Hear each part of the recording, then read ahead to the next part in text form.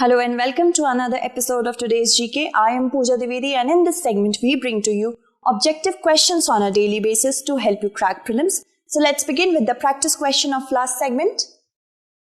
With reference to the Project Loon, consider the following statements. It is a network of helium-filled balloons that aim to deliver internet access to remote parts of the world. The project has been initiated by the International Organization for Standardization to Bridge the Digital Divide. Which of the statements given above is or are correct? A1 only, B2 only, C both 1 and 2, D neither 1 nor 2. The correct answer for this question is A, and most of you have answered it correctly. And it's only the first statement of this particular question is correct. Moving on to the explanation. Google has a subsidiary called Project Loon, which comprises helium-filled balloons that aim to deliver internet access to remote parts of the world. These high-altitude balloons are found in the stratosphere and create aerial wireless networks. Project Loon balloons travel around 20 km above Earth's surface in the stratosphere. So if we talk about stratosphere, it is one of the 5 layers of the atmosphere and it lies above troposphere. Troposphere extends up to 8 km from the surface of the Earth, and the stratosphere starts after the 8 km stretch and extends up to 50 kilometers. And this particular area, this layer stratosphere, is free of all weather incidents. That is why the balloons will be placed here. And the most significant feature of stratosphere is that the ozone layer is found in this particular layer. So, moving on. It uses the software algorithms to determine where its balloons need to go. Let's look at the first question for today's segment. CRISPR, recently seen in the news, is associated with which of the following? A. Gene editing, B. Malware, C. Cyber physical systems, or D. Digital India. So CRISPR has been in the news since past couple of years. I hope you know what it is related to. The correct answer for this question is A, that is gene editing. It is related to gene editing. So let's move on to the explanation. CRISPR is the acronym for Clustered Regularly Interspaced Short Palindromic Repeats. And it is a gene editing technology which replicates natural defense mechanism in bacteria to fight virus attacks using a special protein called Cas9. So basically, what is gene editing? So as we know that all individuals have genes. Genes have the biological information related to that particular individual. Physical traits such as the height, skin color, as well as other physical traits such as the behavioral traits are also stored in the gene. So gene editing technology is a technology which enables scientists to alter the DNA of an individual. So if we alter the DNA, what will happen? The outcomes will be different. Now this alteration can take place with the help of any materials being added or removed and as well as altered. So that is the entire gene editing technology. Right? Let's move on and talk about CRISPR-Cas9 technology, how it behaves like a cut and paste mechanism on DNA strands that contain genetic information. The specific location of the genetic codes that need to be changed or edited is identified on the DNA strand, and then using the Cas9 protein, which acts like a pair of scissors. The location is cut off from the strand. A DNA strand, when broken, has a natural tendency to repair itself. Scientists intervene during this auto-repair process, supplying the desired sequence of genetic codes that binds itself with the broken DNA strand. So there are many ethical issues which are involved with gene editing technology. I know this particular topic is very important for the perspective of GS paper 4. So kindly read more about it on the Drishti IAS website. Alright, moving on. CRISPR-Cas9 is a simple, effective and incredibly precise technology with potential to revolutionize human existence in the future. Let's look at our next question. With reference to electoral bonds, consider the following statements. Any party that has secured at least 10% of the votes polled in the general or assembly elections is eligible to receive electoral bonds. These bonds are free of interest. You have to select the correct answer using code given below. A, 1 only, B, 2 only, C, both 1 and 2, D, neither 1 nor 2. The correct answer for this question is B, that is 2 only. Moving on to the explanation. An electoral bond is like a promissory note that can be bought by any Indian citizen or company incorporated in India from select branches of State Bank of India. So, if we talk about select branches, there are 29. Okay, and if we talk about electoral bonds were introduced in the year 2017 through the Finance Bill of 2017 and made applicable in the year 2018. And in order to bring transparency to the entire funding of election, this scheme has been brought. Okay, and an individual or party is allowed to purchase these bonds digitally or through check after disclosing their identity through Know Your Customer norms. Okay, so it could be asked in the prelim that are electoral bond schemes only applicable through checks and not digital system? So you have to keep in mind that they are applicable. They can be purchased both through checks or any digital platform, right? Moving on. The citizen or corporate can then donate the same to any eligible political party of his or her choice. The bonds are similar to banknotes that are payable to the bearer on demand, and they are free of interest. It has to be redeemed by the political party within the 15-day period only in their specified account. Any party that is registered and has secured at least 1% of the votes polled in the most recent general elections or assembly elections is eligible to receive electoral bonds. So it's not at least 10%, it's at least 1%. The electoral bonds will not bear the name of the donor. Thus, the political party might not be aware of the donor's identity. That means there is a feature of anonymity in this particular scheme. Alright, which is a bone of contention actually. With reference to foreign portfolio investment, consider the following statements. It provides the investor with direct ownership of a company's assets. NRIs don't come under FPI. You have to select the correct answer using code given below. 1 only, 2 only, both 1 and 2, D, neither 1 nor 2. So select the correct answer. The correct answer for this question is B, that is 2 only. Only the second statement is correct. So foreign portfolio investment consists of securities and other financial assets held by investors in another country. It does not provide the investor with direct ownership of the company's assets. FPI involves the making and holding of a hands-off or passive investment of securities done with the expectation of earning a return.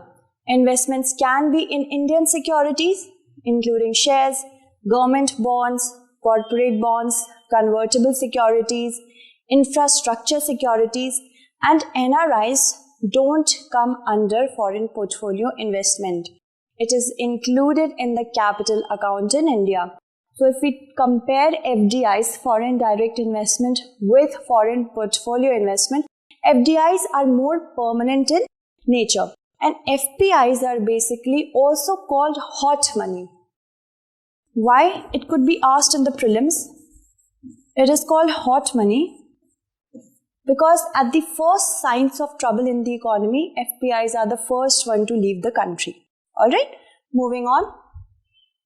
Let's look at our next question. With reference to State Development Loans, SDL, consider the following statements. SDL securities issued by states are credible collateral for meeting the SLR requirements of bank statutory liquidity ratio. RBI facilitates the issue of state development loans securities in the market.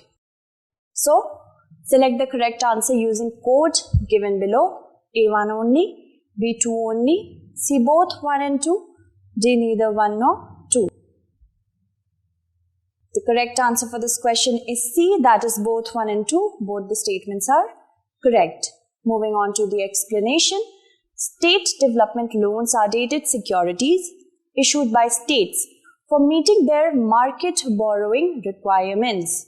The purpose of issuing state development loans is to meet the budgetary needs of state governments.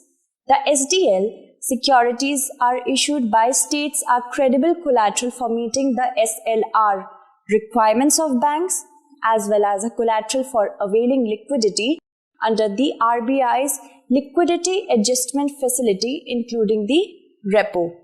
Also, higher the fiscal strength of a state, lower will be the interest yield it has to pay for the SDL borrowings. Of course, RBI facilitates the issue of state development loans securities in the market. So, if the fiscal strength of a state will be much robust, what will happen? The interest charged will be lower, and if it would have been, the fiscal strength would have been a weakened one, then of course the interest would have been higher, right? Higher the risk, higher will be the interest rate. Okay, moving on. Which of the following states is or are part of the Green National Highway Project? Himachal Pradesh, Rajasthan, Uttar Pradesh. Select the correct answer using code given below. A1 and 2 only, B2 and 3 only, C 1 and 3 only, or D 1, 2 and 3. The correct answer for this question is D 1, 2 and 3. Alright, all the states are part of the Green National Highway Project. Let's look at the explanation. Green National Highway Project has recently the World Bank and the Government of India inked a pact for it for a USD 500 million project to build safe and green national highway corridors. The project includes upgradation of various national highways in 4 states. Remember their names: Himachal Pradesh, Rajasthan, Uttar Pradesh and Andhra Pradesh.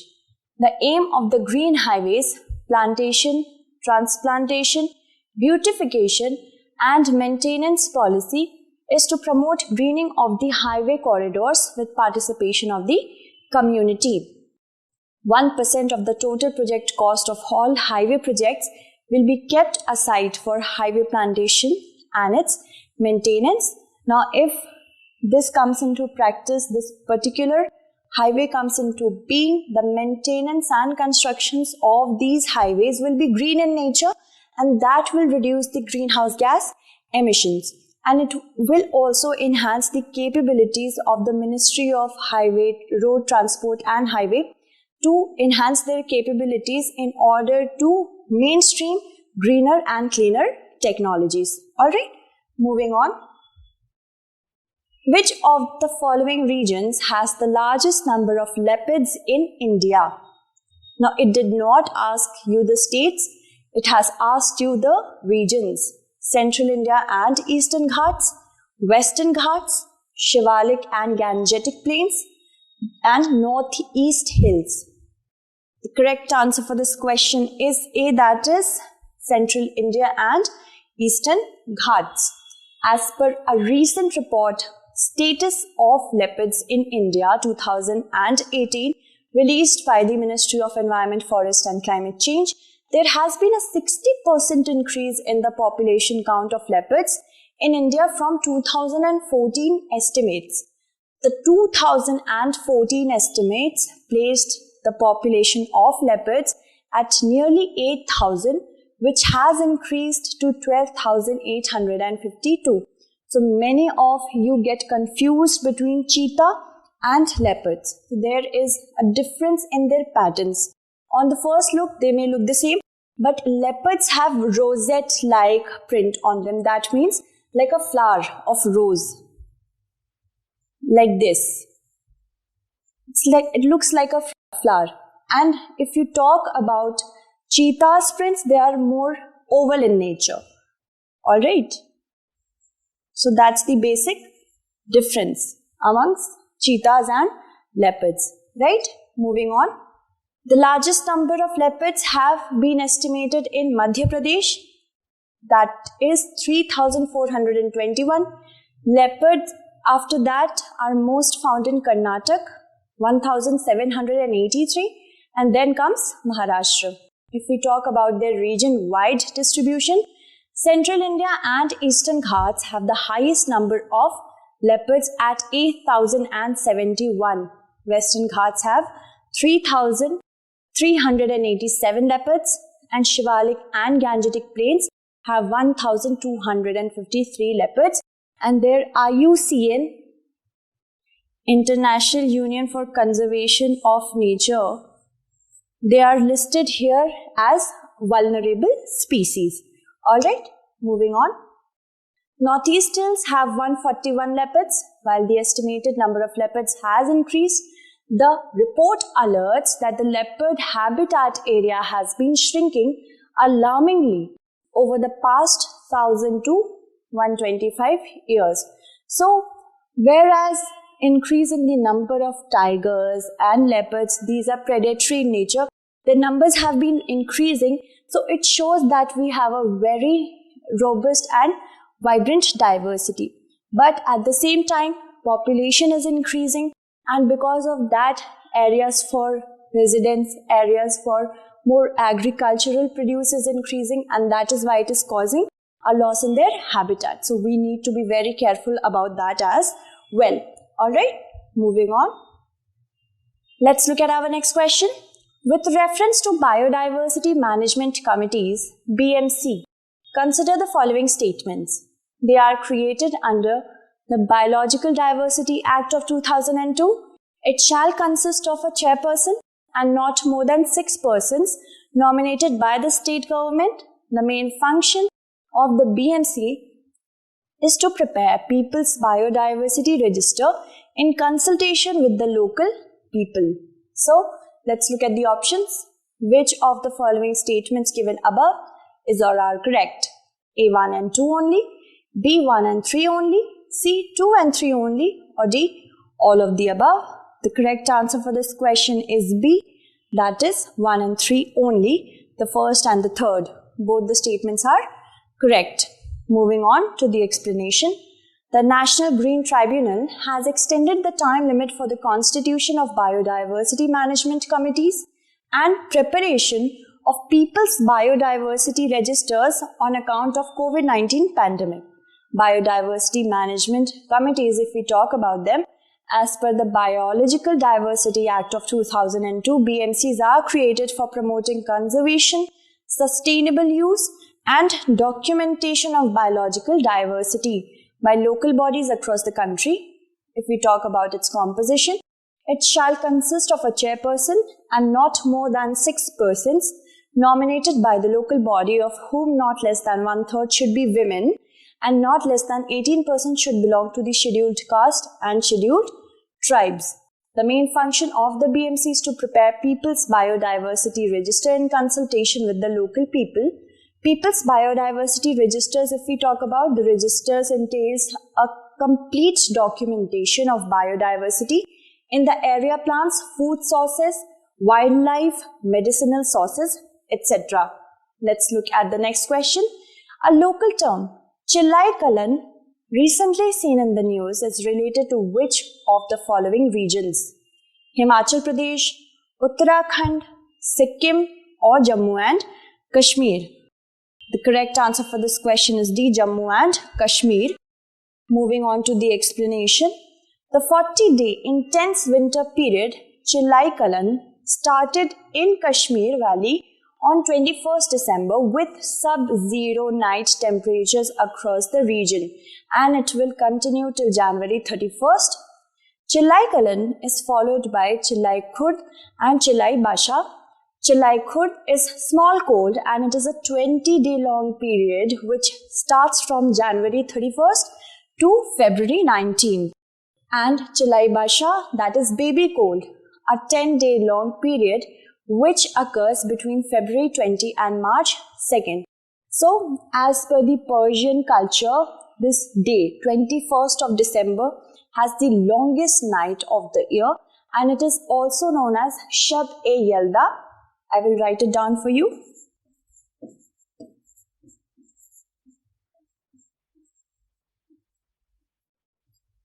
Shab-e-Yalda, that is the night of birth, or Shab-e-Shelin, that is, these two are synonymous.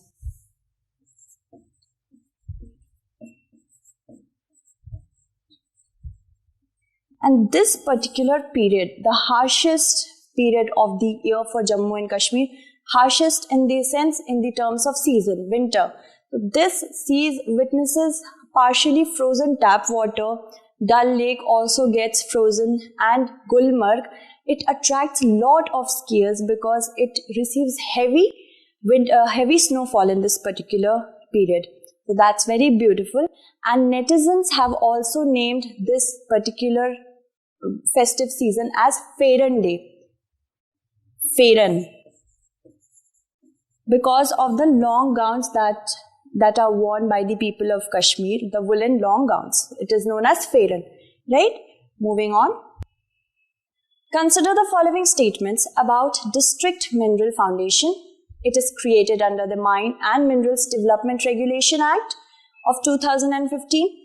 Pradhan Mantri Khanij Kshetra Kalyan Yojana uses the fund accrued under District Mineral Foundation for welfare of the people. Let's look at the options. Which of the statements given above is or are correct? A1 only, B2 only, C both 1 and 2, D neither 1 nor 2. The correct answer for this question is C, both 1 and 2. Both the statements are correct. Moving on to the explanation. Dhanbad, Jharkhand, Deputy Commissioner has ordered an audit and an impact assessment of utilization of funds from the District Mineral Foundation Trust for the financial year 2017 to 2020. If we talk about statutory provisions, as per the Mine and Minerals Development Regulation Amendment Act of 2015, in every district affected by the mining-related operations, the state government shall, by notification, establish a trust as a non-profit body to be called the District Mineral Foundation. Mining companies contribute 10% to 30% of the royalty amount that they pay to the government to DMF Trust in the district they are operating in.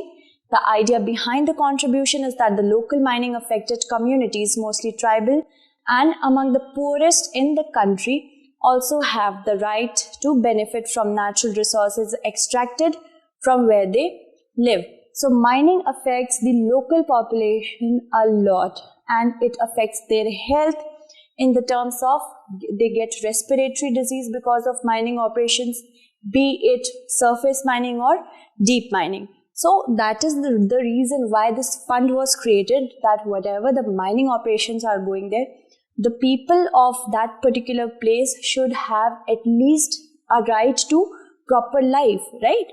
So moving on. Pradhan Mantri Khanij Kshetra Kalyan Yojana is a scheme by the Ministry of Mines for the welfare of people in affected areas by using the funds accrued under District Mineral Foundation. Let's look at the next question. The Man Who Knew Infinity is a biographical drama film based on life of which of the following personalities? Albert Einstein, Srinivasa Ramanujan, C.V. Raman, or Edwin Hubble? The correct answer for this question is B, that is Srinivasa Ramanujan. Let's look at the explanation. Every year, Srinivasa Ramanujan's birth anniversary on December 22nd is commemorated as Srinivasa Ramanujan's birth anniversary on December 22nd is commemorated as National Mathematics Day. The Man Who Knew Infinity is a 2015 British biographical drama film about the Indian mathematician Srinivasa Ramanujan, based on the 1991 book of the same name by Robert Carnegie.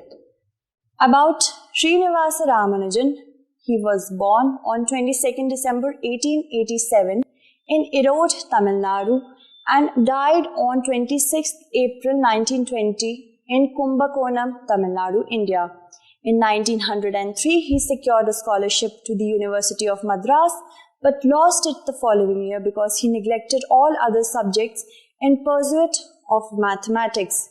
In 1911, Ramanujan published the first of his papers in the Journal of Indian Mathematical Society. In 1913, he began a correspondence with the British mathematician Godfrey H. Hardy, which led to the special scholarship from the University of Madras and a grant from Trinity College, Cambridge. In 1918, he was elected to the Royal Society of London. Ramanujan was one of the youngest members of Britain's Royal Society and the first Indian to be elected a Fellow of Trinity College, Cambridge University. Let's look at the practice question for our next segment. Consider the following statements about Commission for Air Quality Management, CAQM. It is a statutory body. It replaces the Environment Pollution Prevention and Control, EPCA. It is set up for the National Capital Region only. Which of the statements given above is or are correct? A1 only, B2 only, C3 only, or D all of the above? So I hope you will be able to answer this question correctly in the comment segment. We have also made a segment dedicated to this particular question in our simplified segment. So I hope you have found this segment informative. That's it for today. Tomorrow we shall meet again. Until then, stay updated and thank you so much for watching.